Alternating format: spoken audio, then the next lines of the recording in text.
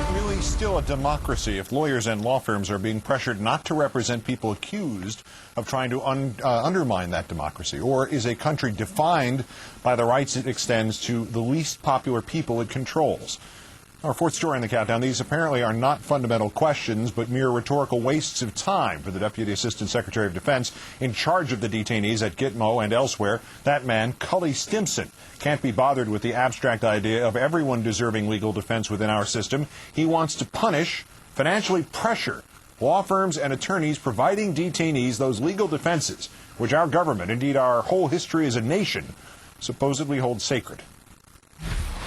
Somebody asked, who are the lawyers around this country representing detainees down there? And you know what? It's shocking. The major law firms in this country, Pillsbury, Winthrop, Jenner and Block, Wilmer, Cutler, Pickering, Covington and Burling here in D.C., Sutherland, Asbill, Brennan, Paul Weiss, Rifkin, Mayor Brown, Weil, Goschel, Pepper, Hamilton, Venable, Alston and Byrd, Perkins, Coie, Hunt and Williams, Fulbright, Jaworski, all the rest of them are out there representing detainees. And I think, quite honestly, when corporate CEOs see that those firms are representing the very terrorists who hit their bottom line back in 2001, those CEOs are going to make those law firms choose between representing terrorists or representing reputable firms. And I think that is going to have major play in the next few weeks. But clearly, it'll be fun to watch that play out. Pentagon Saturday disavowed Stimson's comments, but we cannot truly know whether that's because Stimson veered from the Pentagon's thinking or because he revealed it. Let's turn to constitutional scholar Jonathan Turley, professor of law at George Washington University. As always, sir, thanks for your time tonight. Hi, Keith. Every time we talk, I think we have hit the new high and low, but this administration tops itself or bottoms itself. Technically, he's not saying CEOs should boycott those law firms. He's just predicting that they will. But does what he said still qualify as either intimidation or an attempt to thwart the constitutional right to counsel? So it obviously does. It's outrageous. I mean, this guy is some type of troglodyte. But what worries me is that the troglodytes feel comfortable coming out and saying things like this. It's horrible.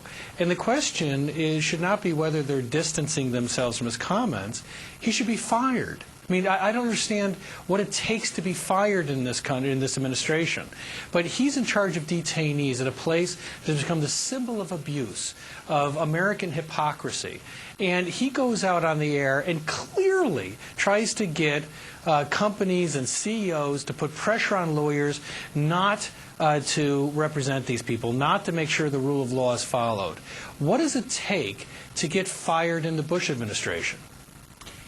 Obviously, disagreeing with the policy of the Bush administration, that would be what the track record would suggest. But to answer your rhetorical question, but to the cases, is there pertinence still here? I mean, what happens regarding them? Is there any kind of action appropriate either from the bar, from the judges in the cases? Who should be weighing in on this, saying, hey, you know what, the government just screwed the pooch on these cases?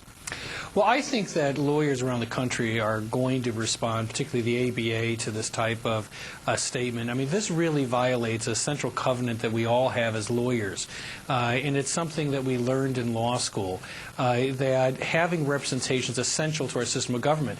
What Stimson is saying is that clients shouldn't have allowed John Adams to represent them because he represented people in the Boston Massacre who were just as unpopular as the people at Gitmo. So according to Stimson, John Adams should have been treated as a pariah. It is un-American, and it takes more, I think, more of an obligation of the administration to simply say he's not speaking for us. He is the leading official in charge of these detainees. What he said wasn't just wrong, it was positively vile for a lawyer to say such things. Is that right? John Adams represented the British soldiers after Lexington and Concord? That's right, isn't it? He represented the English soldiers and was unpopular for that reason, but he insisted on doing that so that they could show that the due process of all these individuals was upheld. The firm at Paul Weiss that was mentioned has actually been getting money hand over fist from some of the biggest pockets on the right for defending the former Cheney chief of staff, Scooter Libby.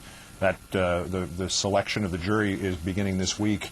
Is there any chance that the Libby people are going to pull out? Are they the ones that Kelly Stimson was talking to? What's going to happen there?